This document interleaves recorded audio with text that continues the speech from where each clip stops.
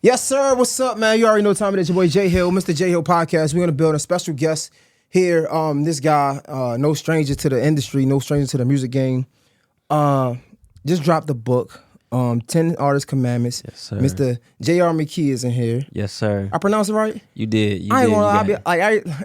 As much as like research I did for this, I was like, man, I hope I don't slaughter the name. Nah, you did it perfect, man. I mean, people mess it up from time to time. I don't mean that. Okay. It's all good. So we actually met before. Yes, maybe like 3-4 months ago. That was like a year ago.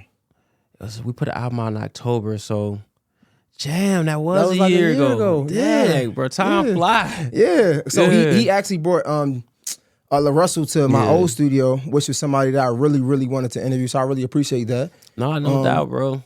What's the relationship with you guys? Because I see you always talking about, you quoted him a lot of times in the book. Yeah.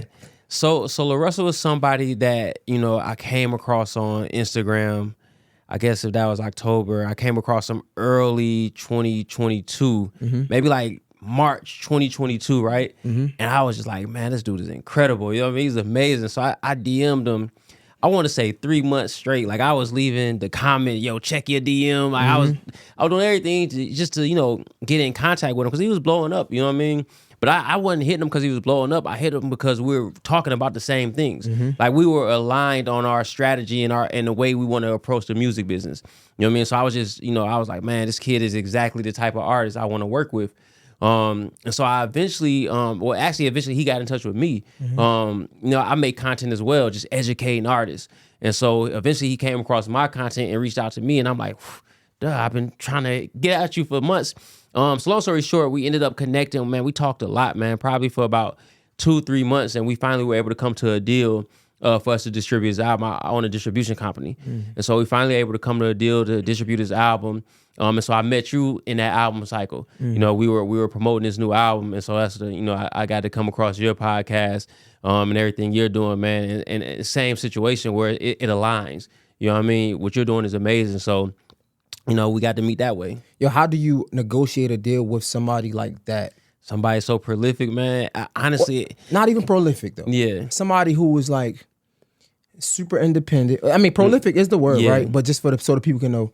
Super independent, but know their stuff, right? Right. Like when you look at them, you would think that this person, I don't want to say got it all figured out, but he knows he can't really just sign anything. Yeah. So when you say I was able to sign a deal to distribute his project, that's really a big deal, especially somebody like him, somebody like a Russ, somebody like these type of people where they're not just going for anything. Right. Well, first, as you start, you got to bring something to the table, right?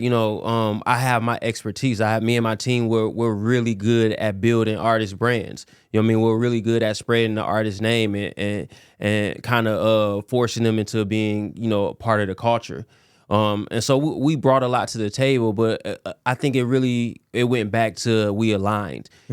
Most people's problems with the music business is they don't feel like you understand them. They don't feel like you understand what they're going for and what they're trying to do. And so that we spent, 2+ months just getting that understanding, like, hey, JR, this is what I'm trying to do. You know what I mean? How can you help me do this? And so we talked about that, man. I went out to his house. I kicked it with him and the family.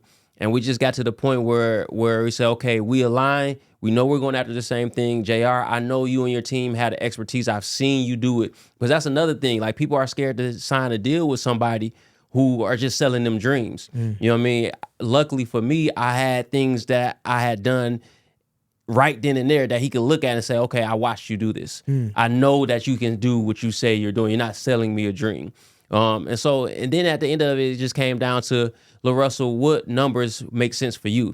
Because it's a partnership. It wasn't like, most people in their ideal dream, people are throwing dollars at them and, you know what I mean? And, vying for their business. It wasn't that sort of situation. It was like, how can this partnership make sense for both of us? JR, I know you need to make a profit for bringing this expertise. LaRussel, I know you've already built something, so I can't offer you anything that less than exactly like I have to honor what you built and understand that. And so we were able to just work through it and create a partnership that worked for both of us.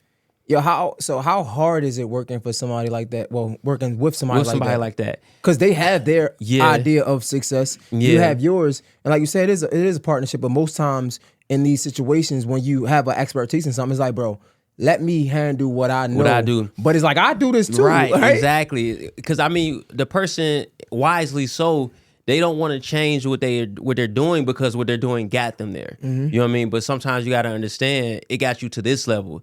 This level I'm trying to go to, you're going to have to do something different. You know what I mean? And so you have to have that understanding. But with LaRussel, man, as long as you can explain it, he'll do it. It's when you can't. We're logical thinkers. You know what I mean? Most men are, right? And so if you can logically break down, I'm doing this because it's going to get this result. That's all it took for him. Listen, LaRussel, we want to put you on these blogs and we want to spend this amount of money that you're not used to spending because these are the results that we're going to get from it. And that's what we did. And so it was just a simple, you have to have a result attached to the reasoning for doing this. And we, again, were able to show him without even working with him, we get these results. And so it's just a matter of, LaRussel, this is how we get these results. Are you down with that? Yes, I am. That's pretty much how it went. Okay, so if we, let's say a random artist, because I don't want to put his numbers out there, right? Yeah. What's the average amount that you're spending on, like a budget that you're spending on these platforms or whatever that the artist might not be used to? Like, what's the average number that y'all spending? So, and is it the artist personally, or y'all both coming together to put this number together? No, well, in the way that I do my deals, we do all the money. Like, we spend all the money. So you, as the artist, you don't have to spend any money on this side of it. There are things you have to spend money on, but when it comes to the marketing and things like that, that's handled by us. And it could get, you know, it changes from time to time. Like in that moment with LaRussel, we probably were spending, you know, $8,000 a week on blogs, like making sure he was on all of these different blogs, right? In that moment. But in today's time, the end of 2023, we wouldn't have to do that because the algorithm on Instagram has changed. And so the reason you want to work with somebody like us is because we're doing it every day. So when these things change, we're aware of those changes because we're sitting here watching over it, hovering over it. You know, I would never spend $8,000 a week on the blogs today because the algorithm, where the algorithm works today, the reason I was putting you on that blog is because they had a reach. Well, now I can get that reach on my own page. So now my artist that we're pushing right now, Manny Wells, I think this week alone. From Maryland, right? Yes, from Maryland, right? This week alone, he's had 3 posts hit 1 million+ views. That's what I was paying for back then when I was working with, I was paying that $8K to get that type of reach. But now I'm getting it for free because the algorithm has changed. And so you just had to be on top of these changes and aware of what's going on.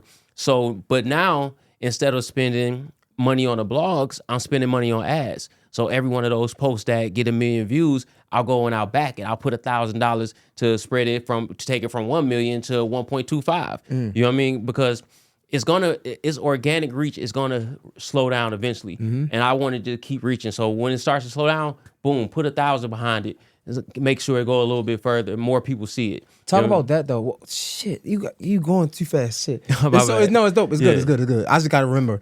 All right. So the first question I wanted to ask you is, when you putting that money into the marketing, I mean, we hear about these deals and we always talk about this 360 so much. Does the artist have to pay that back, or you take that up top? No, they have to recoup it. Okay. Yeah. I mean, for us, we're not doing, 360 deals or anything like that. Like, that's why we call ourselves distributions and not labels. But just because of the stigmatism that you have on the title label. But isn't that it's really a 360 just paying your money back? No. Well, 360 means I get my money back from different sources. So instead of just only getting my money back from the music sales, I'm involved in merch. I'm involved in touring. I'm involved in sync. But that sounds fair. I'm involved in basically everything concerning the artist to make sure that I get my money back. Yes. That sounds fair though, no? I never said it wasn't fair, but artists look at it as, you didn't build this, so you shouldn't participate in this. Okay. And so that's just the reason 360 has got a bad rap. But that's a definitely a different subject, because to me there is no such thing as a bad deal. The reason I say there's no such thing as a bad deal, the only way I would see a bad deal is if you can't get out of it. And that's not about the deal itself on paper. That's about who you signed to. Because it doesn't matter what the paper says if the person says, okay, you know what? Let's do this. You know what I mean? There are things in LaRussel deal that we did above and beyond because you're dealing with the right person. So a lot of times what's on the contract, it matters tremendously. Yes, don't get me wrong, but it's about who you do the deal with. And so to me, the only bad deal is a deal that the person won't let you out of. Okay. Now back, you were saying, I'm sorry, I ain't mean to go on a tangent, but you were saying basically, yeah, they had to recoup the money. So any people that any person pretty much that does any deal is gonna have to recoup that money before they see any money. So, for example, if I give you $100,000 and I spend $100,000 on marketing, that's $200,000, right? And the music has only made back $50,000. You don't see any money from that music until we hit that 200,000 mark, and then you get the splits that whatever we agreed on. So after we hit 200,000, now we get the next 100,000. If we doing it 50-50, you get 50,000, I get 50,000. That makes sense. Like it's like business. Yeah, it is business. Yeah. So all right. Now, one thing that you touched on that I think is super important is when you're putting this money in the marketing budget, or let's say in ads, right? You said something that was important that most people probably look over. You putting the money in to the things that already showed that it was going to be successful. Exactly. You caught that, and that's why you're successful. Because that's the way it has to work in today's age. People spend money on what they believe is going to be successful, but it's foolish because you literally get instant feedback on social media. Everything has analytics. Everything has data. You don't have to spend the money beforehand. Now you spend the money afterhand.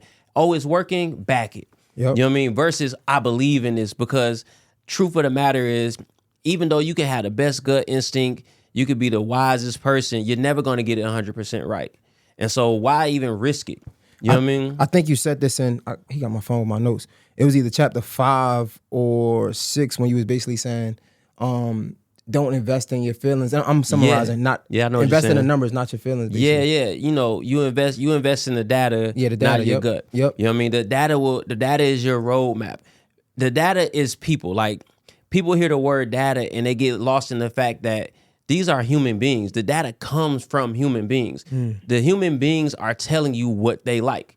That's what analytics are. You're literally reading how humans feel. And so when I'm looking at your stream and numbers, I'm looking at how people feel about you. I can look at the skip rate, like, oh, they don't like this song, they're skipping it really fast. You know what I mean? I can look at the save rate. The save rate means they really like this song. This is analytics, but you know what it is? The truth behind that is how people feel. And so I'm going to look at how people feel, and that's where I'm going to spend my money. If they're really loving something, I'll spend my money there.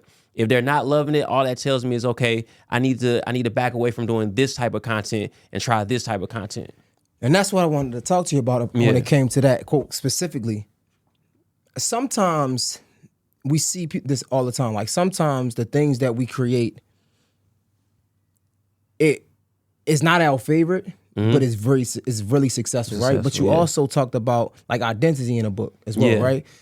Like for example, because I can't get the exact words. Like me, when I promote my clips, I promote things that I know going to get your attention. Yeah. But to be honest, that's not what I really want to be known for. But now it conflicts with like my niche, right? Because on YouTube, or if you watch the whole interview, you understand Jay is this type of person. But if you see the clips, you would think something else. Right, you think something different. Because the clips are tantalizing. Yeah. The clips are meant to get your attention. Yeah. But I was trying to understand where do we draw the line, because you said invest in the data. Right. Yeah. But sometimes the data is skewed because like that, I'm just doing that to get your attention. I got you. This is sort of like understanding how you will work. This is the difference between short form and long form. Short form content is meant to get them in the door.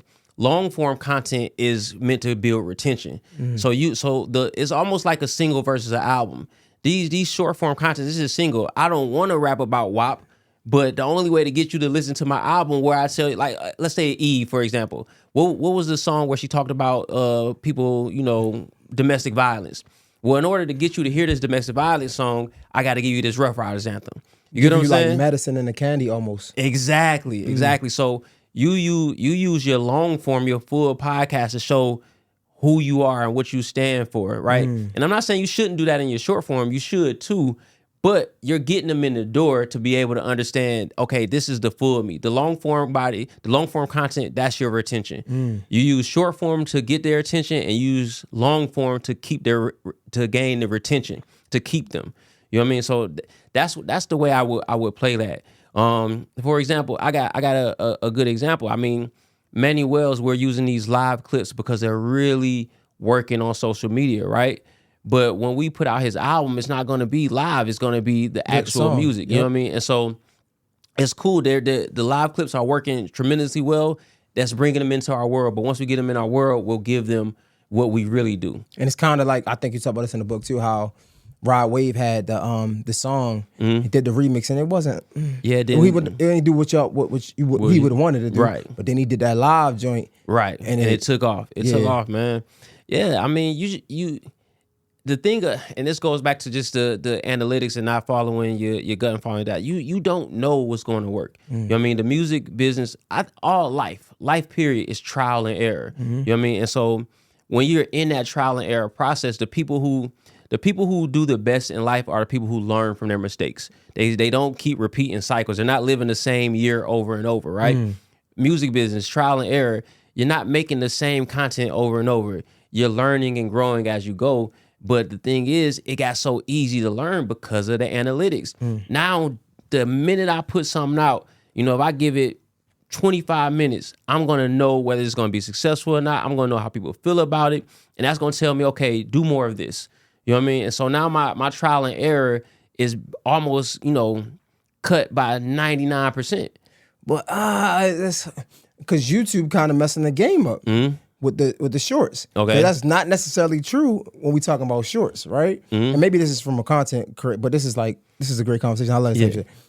On YouTube Shorts, right, you might post a short in the first month and it don't do nothing. The next month it go crazy. And that can happen on Instagram too. Like, we're dealing with the algorithms. You know what I mean? Right. We're dealing with the algorithms. I've had posts, I remember I had posts that I came back and had 19 likes. I'm like, you know what I mean? But then discouraging as hell. 2 weeks later, it took off. Not a lot, but 20,000 likes, which is a lot, but still it's not we got posts that got 300,000 likes, 800,000 likes, but it's all 20,000 likes. And I'm like, bro, what are you telling me right now? You know what I mean? What are you saying?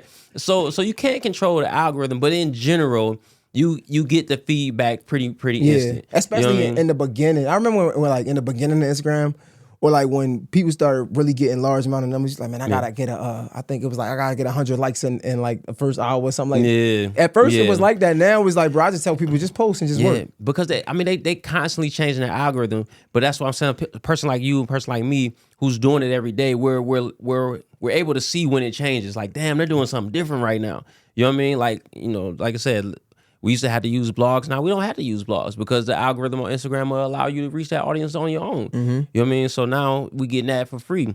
But yeah, you just gotta pay attention. But the algorithms are crazy. YouTube Shorts algorithm, and we had stuff we posted on there. You got 100 million views. You know what I mean? And it's it's the same content that's on Instagram with 1,000 likes. You know what I mean? So it's you just can't control these algorithms, but you just got to be consistent. You know what I mean? You just got to put the content, never just post on. I'm going to focus on TikTok. Hell no. Put that shit everywhere. You know what I mean? You put it on Shorts, you put it on Facebook Reels. My biggest platform is Facebook Reels. Bro. I got a quarter, on Instagram, I have 67,000 followers. I have 250,000 followers on Facebook. That's how I go. I never use Facebook, but I was smart enough to post my content on Facebook. You know what I mean? Even though I don't use it. Yeah. And that's my biggest following. Yeah. I wouldn't have called that. I wouldn't have knew that. But I was smart enough just to know, hey, put it everywhere. You know what I mean? Because you just don't know how these algorithms are going to work. That's true. Yo, it's funny. I was watching an interview where you said, basically, something along the line, how artists look at the collaboration, right? They be like, man, basically they're selfish with it. This is mine, and it's bro, I'm a creative too. This is ours, right? It's exactly. It's so many people, artists, because I deal with this too. It's when you do something good, it's they want to take the glory for it. Bro, come on, man. Is it hard when you're working behind the scenes and have a fingerprint on the work, but not really getting the real recognition and credit? Honestly, for me, no, because I'm a behind the scenes type of person. But I think for the average person, it would eat them alive. You know what I mean? Because you don't get the credit. People, until I started making content, nobody knew who I was. I was doing the same thing. I was platinum. I was doing the same thing I'm doing now, but I was not making content. I was just a regular person. Nobody knew who I was. The industry knew, the people who are actually in the music business, they knew who I was, but the world had no idea. And I remember making it a point, to my team, I said, okay, what I want to change is I want the general public to know who I am. I want them to know what I do. Not for the purpose of I wanted to stand next to the artist, like I want you to look at me the way you look at Rod Wave. It wasn't for that. It was because I knew they wouldn't take my advice if they didn't respect me, if they didn't trust me. And so it's like the only way for me to educate them is they have to know who I am. You know what I mean? They're not going to take advice from some strange dude they never met. Like, I have to prove myself as an educator. And so that's why I started making content, because I wanted to be able to educate people, and I knew they wouldn't take me serious if they didn't trust me. They didn't know who I was. But it would eat the normal person alive. But for me, I don't mind being behind the scenes. When I started in music, I purposely said I never want to be famous for making music. Like, that's not what I want, because I see how they treat us. Like, think about like a Diddy or a Birdman. They're constantly getting ran down. Hey, sign me. Hey, do this. I don't want that life. I don't want you running up to me asking me to play your music. You know what I mean? Like, for me, I just don't want that. And I get it more now because I started making content. But I never wanted to be famous for this. Like, I don't have anything against fame. I just don't. I work with actors too, and the way that they get treated is totally different from how artists get treated. Actors are viewed with reverence. They're very much like when you see a famous actor, you don't treat them the way when you see a famous artist. And I know this from being behind the scenes. I watch how people treat my actors, and I watch how they treat my artists. And I'm like, man, I'd rather be them. You know what I mean? Even their events, their conferences, everything they do is structured. This is a much better lifestyle to me. And so I always knew like the music fame was nothing I wanted. Nah, it's crazy because even like reading the book, it was hard for me only because it was like I was talking to myself. It was like, yeah. So, and I'm just thinking, as crazy as this question may sound, bear with me. I'm thinking like, okay, who do you think this book is for? Because I'm reading it like, man, like that's good. I mean, of course. All right. So I wrote it, and I try to be very intentional that it wasn't just for music artists. You know what I mean? It was for artists and creatives. Of course, yeah. You know what I mean? I got that for sure. That's what I was going for. I didn't want to write it just for artists. I wanted it to be for creatives, period. So myself, I'm a creative. You know what I mean? I'm an executive, so I'm behind the scene, and that's what you were getting at earlier. When I work with artists, I help make the music. You know what I mean? I help pick the video treatments. I make the video treatments. You know what I mean? So I'm involved in every part of the creation of their art. But then they want to get up there and say, this is my art. No, this is ours. Yeah. This is our art. But I said to say I'm a creative. And so I'm writing to all the creatives, not just to artists, period. You know what I mean? If you want to be a creative and turn it into a business, then this book is for you. You know what I mean? That's my intention behind writing it. Is it for all creatives though, or is it for like intermediate? Is it for all creatives? Like, so I went to when I was writing a book, I went to an author's conference. You know what I mean? I'm a first time author, so I wanted to learn, and that's the other thing. Like, you have to educate yourself. I know that. So that's why I went to author conferences. I want to learn, okay, what does an author do? How does an author do this? You know, how does an author put? So I want to learn. But anyway, while I was in there and I was explaining to them the premise of the book, they were like, I need this book.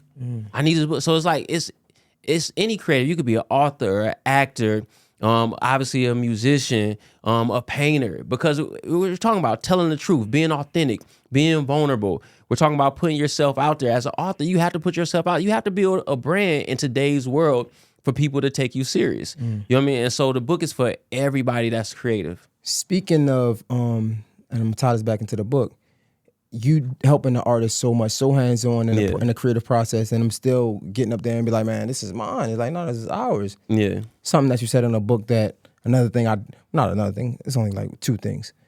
The other thing that I didn't really agree with was not taking it personal. All right, let me tell you why. So first of all, in the book, I explain never take it personal, even if it is personal. Yep. Mm-hmm. You don't take it personal. Great advice. Yeah. Guys, and you'll hear why I said it, but great advice. But because of your reaction, if you take it personal, you're going to react in the wrong way. You're going to say the wrong thing, or you're going to do the wrong thing, and you never know who's watching. So it may be between me and you, me and Jay. I do something, you take it personal, it was personal. But Jay's reaction isn't just gonna affect me, it's gonna affect everybody in the room. And so now the cameraman is gonna be like, nah, that nigga Jay, he a little, you know what I mean? They gonna be running around telling, oh yeah, I know Jay, he be wild and he do this. So your actions is not only gonna affect the person you're aiming at, everybody in the room is now gonna have a story to tell about you. You see what I'm saying? And that's gonna...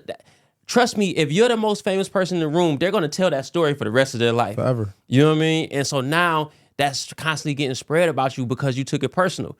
You know what I mean? Even if it was, you know what, man, it's just personal, but you know what? I'm going to go ahead and I'm going to keep it moving. I'm not going to react. Because, and now when people talk about it, it's like, hey man, that man Jay, he's serious. You know what I mean? He about his business. Like, it's gonna be a whole different mood now when they mention your name. This is true. Only reason I say I disagree is because like what you're saying is true. Yeah. I don't think, and I don't have my phone, guys, so bear with me. I got my notes written down, guys. But I don't think taking it personal is a direct correlation of how you react to something because you take it personal. Okay. I don't think those two are synonymous. And I say that because I suggest that you do take it personal. You want to use that as fuel.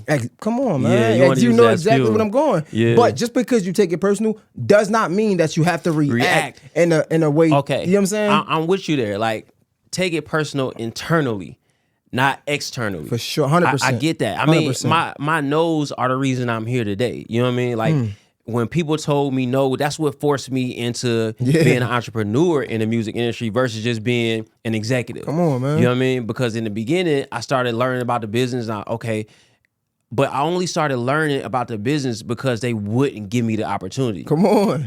I had my first artist. We were blowing up. We were the biggest artists on MySpace after Soulja Boy. So it was Soulja Boy, which College Park came and got him, and then it was us. It was an artist named The Joker.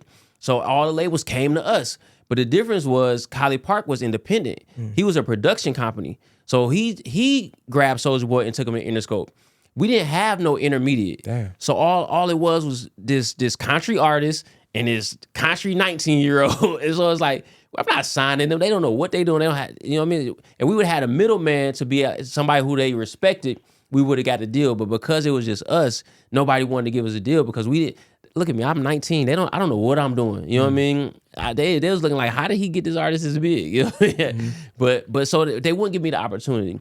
I was just too country, too raw, too young. You know what I mean? Too stupid. You know, all of these things, right? All of the above.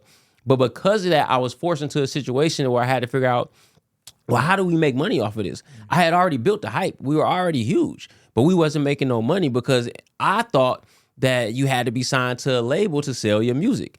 I was unaware that you could do it independently. And so I actually ended up finding TuneCore. And so when I found TuneCore, I was, I didn't even know this till Gazi, who owns Empire, told me, because Gazi worked in distribution before he started Empire. I was the first person to put a mixtape on iTunes. Prior to me, there was no hip hop on iTunes that was independent. And so I didn't know that. But at the time, I was like, man, I had to find a way to make money off this music. We huge. So I put it on iTunes through TuneCore. And I remember, bro, I checked my TuneCore account like a week later. It's like 2,500 in there. I said, what is this? I said, okay, cool, 2,500. I come back the next month, bro. It's 30 bands in there. The first month. Wait, how many streams? That's got to be a lot. It wasn't streams. This is when we were strictly selling music. Okay. It was iTunes. First month 1 of us being on iTunes, 30 bands. Mind you, I wasn't even promoting that we were on iTunes. I just put it up. You know what I mean? The first month, 30. Now, I just told you I was under 21. I might have had just turned 21 by this time because we started when I was 19. So by this time, I might have had turned 21. I was 21 years old. Mississippi ain't had no money, ain't had nothing. Apartment didn't have no furniture. 30 bands. Do you know what that looked like to 30? It looked like over 100. It looked like over 100. I had never had 30 bands to my name in my life. You know what I'm saying? 30 bands month 1. But it didn't stop there. Month 2, 30 bands. Month 3, 30 bands. By the time first, it never ended. We still getting money from that to this day. But by the time like I kind of picked my head up, I was rich in my mind. I'm sitting 6 figures, in my account. And it was so crazy because right at that time, Joker went to jail. And so it's like we couldn't grow it because he was gone. He had this, I don't know, he did like a year and a half, 2 years. But by the time he got out, I had signed K-Camp. But so we never got to capitalize on that, but end up capitalizing with K-Camp. Yeah. And that's another thing you talk about how like just the gap between like K-Camp chilling, right? Yeah. If you again, because I talked to K-Camp about this. It's funny about like K-Camp chilling for the public eye, right? He still is working. He's still working. If you wasn't paying attention, you would have thought that was the case. Yep. But he was working the whole time. Exactly. Yeah. But like to the public eye, you would think he's not doing nothing. And then, like you said, that's the power of content. Yeah. Some random chick just do a dance on TikTok, and he's like one of the. I think he was like one of the first people.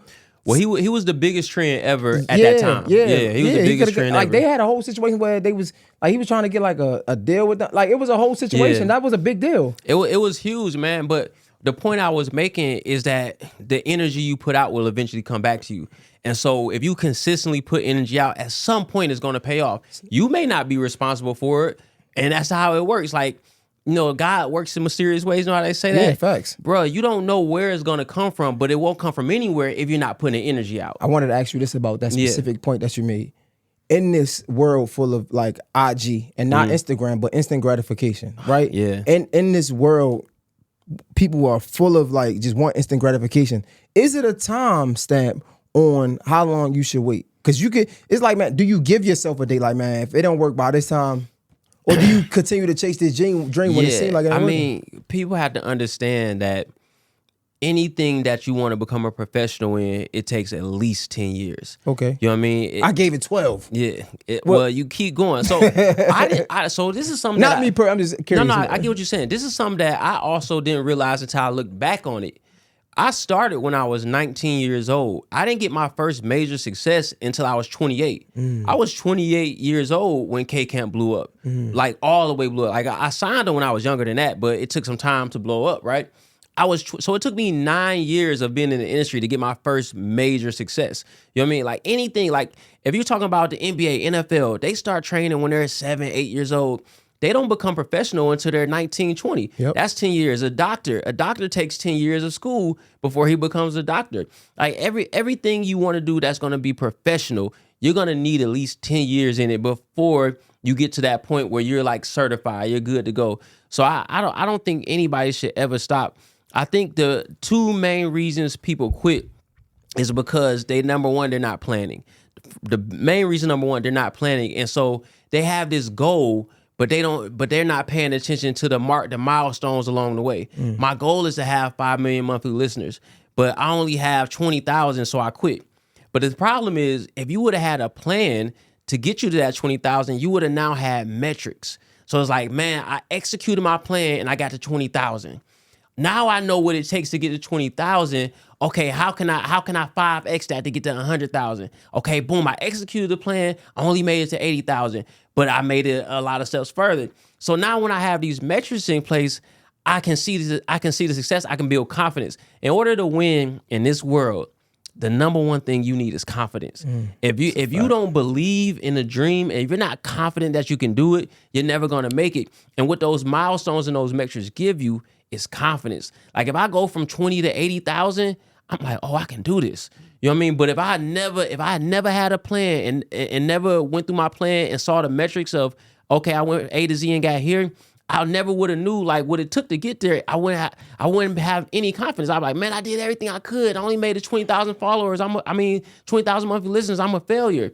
But if you would have had a plan and made it 20,000 monthly listeners, you was like, oh, that's what it take to get there. Let me go to the next step. It's funny because outside of you said it, because I wouldn't say message. I was just telling my daughter that.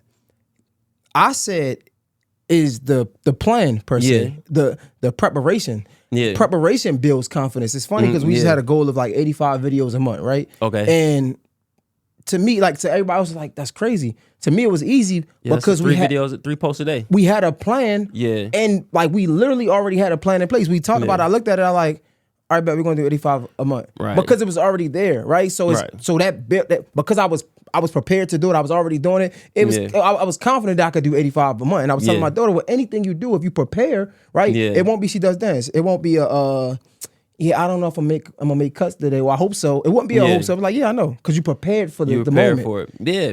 Well, I mean, even with your plan at 85 a month, right? You execute that plan and you see where it gets you. And so now once you see where it gets you, the reason a plan is so important, because you're never gonna flawlessly execute a plan. They're going to be, you know, speed bumps along the way. This go wrong, that go wrong. This will go right, that go right. So the reason that the plan is so important is because once you have executed, you can then look and see, where did it get me? You know what I mean? And then you're going to create a new plan. Your first plan or any plan is never going to take you to the promised land. I made a plan, I executed the plan. Okay, it got me here.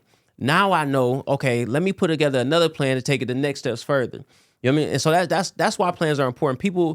People have to understand the main point of a plan is to create that metric of how far it got you. Mm-hmm. Yeah, because once you can, everything in life, bro, everything in life is just a matter of, what's the word I want to say? Everything in life is just a matter of steps and trial and error, right? So this plan is my steps to get from A to Z. Once I get to A to Z, I know what it takes. I don't know how to put it other than that, because I feel like I'm saying the same thing over, but that's why I plan. I put together plans just to see how far I can get with this plan, so I can know what the next plan is, what the next steps are. How do you, like, so for example, for the listeners, right? How do you measure the analytics if you don't know how, I guess, right? Because the analytics is a big deal. Yeah. How do you measure that if you don't know? You hire somebody? Like, no. I mean, in music, it's a little simpler, right? And music is simply, I put out the content, I watch the analytics on the streaming platforms. You know what I mean? So if I put out the content and it moves the streaming platforms, so let's say I put out a piece of content, you know, it gets 100,000 views, and, you know, streaming platforms analytics are a couple days behind. 2 days later, when I look at the analytics and the song went from 150 streams a day to 1,000 streams a day, I know that piece of content I put out a couple of days ago worked. So what that means to me is now I have to promote that piece of content. I have to put the money behind that piece of content and spread that content. So music business is pretty simple. I'm watching the analytics. Anytime I see the streams go up, I go to find out what piece of content did it. Because sometimes it might not be my content. It might be something somebody else did, user-generated content. So music is pretty simple. It's just, did the content move the streams? So I'm watching the streams. If I see the streams do a significant jump, I go find that content. You know, it's really that simple. Then from there, it's like, what do you do next? You know what I mean? That's basically digital marketing, right? Whatever comes next is all digital marketing. But I don't think you need to hire anybody to read your analytics. You can pretty much see, okay, the streams jumped. Yo, I hear this this title, music exec, get thrown away. Just pivoting for a second. I hear that word get thrown around a lot. Right. What does that actually mean? Because I really don't know. Just curious. Right. I mean, a music executive, I believe the title initially was for somebody who works at a label. You know what I mean? So an executive is just somebody who oversees some part of the process of the business, right? Because, you know, executive isn't a word exclusive to music. Executive is just a person who oversees a part of the business. And so a music executive oversees some sort of part of, you know, the business at the label. So I could be a product manager at a label and I'm a music executive. You know what I mean? Product manager is basically just the person who manages the artist at the label. So the artist might have a personal manager and then they have their manager at the label. They're called a product manager. So anybody that oversees a part of the business at the label could say that they are a music executive. Now, if you're independent and own your own thing, you could say you're a music executive, but most people will say I'm a label owner, I'm a manager, versus using music executive. But I don't think titles, you know, are as important as they once were, because now everybody has a title. You know what I mean? You go on Instagram prompts you to put a title in. It's like, oh, I'm an entrepreneur. Oh, you know what I mean? So everybody has a title now. Playing, not devil's advocate, but just being fair and understanding our growth, right? Yeah. It's still another layer or level of people who aren't there yet like we once were. So I feel like it's easy, like hindsight is always 20/20, right? It's easy for us to say labels don't matter when it's some guys, young women and men out there who don't have nothing going on. They just trying to get in the same room, right? Yeah. For those people, I'm just curious. Right. We always say, don't take it personal as business, which I understand, right? Yeah. But those guys, because I was one of them. Before I started getting in the room to start talking to people, I didn't understand the business side of it, right? I would say things like, man, a bunch of gatekeepers, man. They don't want us to win. How do they separate?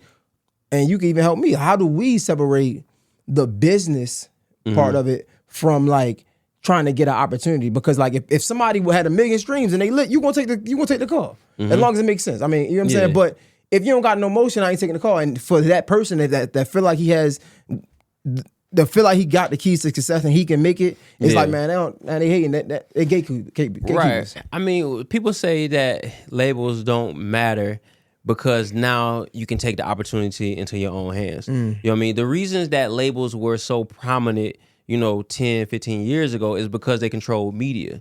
And media is the only way to get in front of the masses. You know what I mean? If I make a song, how do I get everybody to hear it? I have to go through media.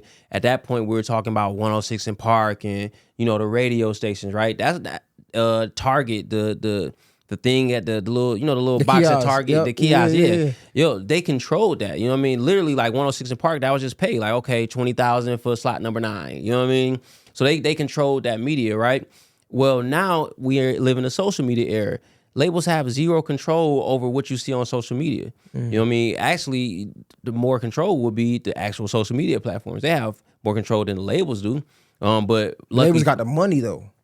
Yeah, but the thing about it, a minute ago I told you about 3 pieces of content from Manny that did 1 million+ views. Those content cost nothing. Literally, he shot it for free.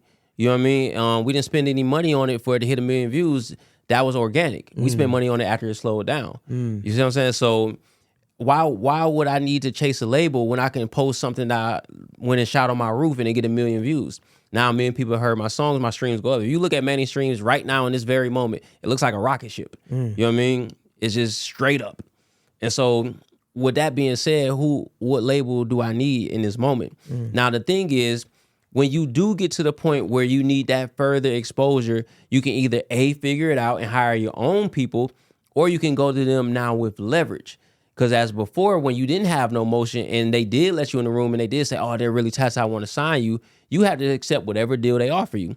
But if I come in a room and my streams look like this, now we can talk a different conversation. You know what I mean? Because I have leverage. I built something. Me and LaRussel conversation was different because he had built something. You see what I'm saying? And so it's not that labels don't matter. It's just that you don't need them the way that you did. I needed a label in 1990 because that was the only way I was going to get on 106 in Park and TRL. You know what I mean? I'm not getting on TRL as an independent artist in 1990. But in today, TRL is YouTube. I can put my own video on YouTube. I don't need you for that. And so that's why people say labels don't matter.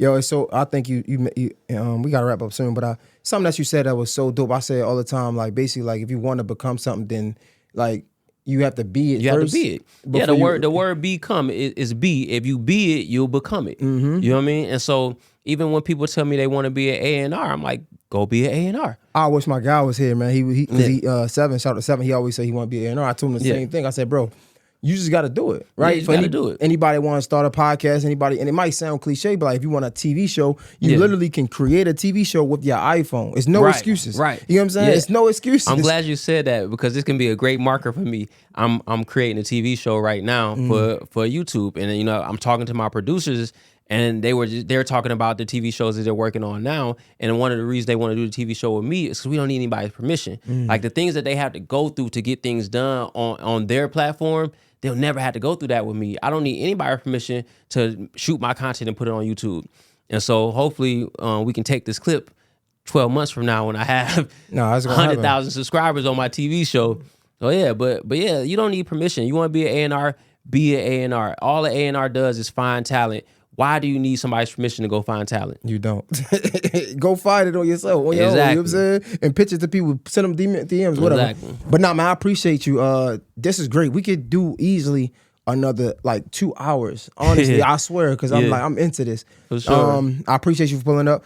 10 Artist Commandments. Any missed opportunities that you wanted to push that we didn't hit on? No, I mean, I just want people to get the book. I basically wrote the book because times were changing so much. Like, 2 years ago, we were dependent on playlists.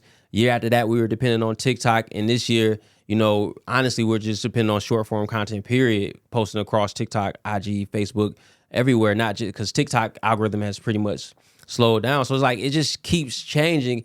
And I wanted people to understand, no matter what area you're in, no matter what's going on social media, follow these principles and you can be successful. Because if you write a book today on how to be successful in media, it's not going to matter in 12 months because it's going to be totally different. So I wanted to give them the principles that no matter what happens next, you follow these principles and you can be successful. Something like a blueprint, something that's concrete. Yeah, something that's concrete. And that's for any creative. That has nothing to do with just music. Like any creative that's looking to, number one, sell their work. They want to make it a business.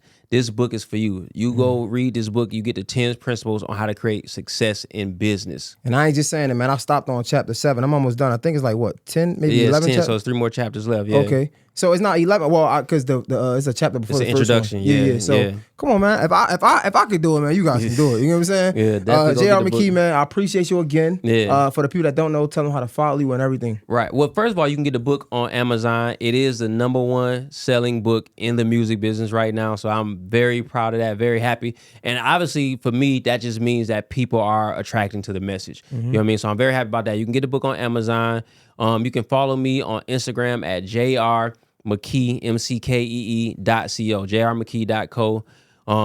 Yeah, follow me, man. Keep up with everything I have going on. My page is full of information of how to help independent artists, musicians, entrepreneurs. So yeah, definitely follow me, man. If you're interested in learning the business, I'm the guy to follow. And man, before we get out of here, man, I just want to leave a small nugget, man. Don't let these paperbacks discourage you, bro. Like I got into reading, I got into listening a couple years back. And like, you know, it's so easy for people to say what you should do, what you shouldn't do. But as long as you get the information and knowledge, I bought the audio book. You feel me? So if that's what you got to do, if reading not for you, it wasn't for me. You know what I'm saying? So I got the audio book. It's the same information. Don't let the paperback discourage you, fellas. I got a genuine question because I definitely worked very hard on that audio book and I got it scored. How did you feel about the scoring, the music in it? Like, how did you feel about hearing the audiobook from that perspective? The music in it made it more like an easy listen, honestly. Okay, to keep it 100. Like it was like refreshing. I don't know. Like once I heard it, was like it didn't feel like a lecture because again it's 10 commandments, so it's almost like teaching. Right. So it can get like boring at times. Yeah. But when I heard the music, it almost refreshed me. It's weird. It's like I heard the music. It was like. Yeah, bro, I love it. Like so my best friend, Big Fruit, he was my business partner in Family Ties Entertainment. That's where the Joker was signed, KK was signed. So like Money Baby, he produced it. He's produced for everybody. But he scored the book for me, man. And when I first heard, I was just amazed. I was like, bro, you turned my book into a movie, man. Yeah. I can't express the feeling enough because like really, I really mean the fact that you asked me that question because I was thinking about it. Yeah. It really was like a breath of fresh air, like, all right. Because like you listen, it's like, okay, but then you hear the music, it's like, and it reset me. That, man. Yeah. So it was dope. It was dope, and that's why I tell people, bro, because like it's so people always look down on what you're doing, but bro, man, look, as long as you're getting the knowledge, that's all that matters, bro. Yeah. That's all that matters. I appreciate you, Jay. Nah, no problem. I appreciate you, brother. J Hill Podcast, J Hill. It's a wrap. That's all we got, man. We out. How long was that, bro? 47 minutes. Okay, yes, sir. Damn, man, I'm trying to tell you, we could have did like 3 hours. I ain't gonna lie to you, bro. Sure, what time man. is it?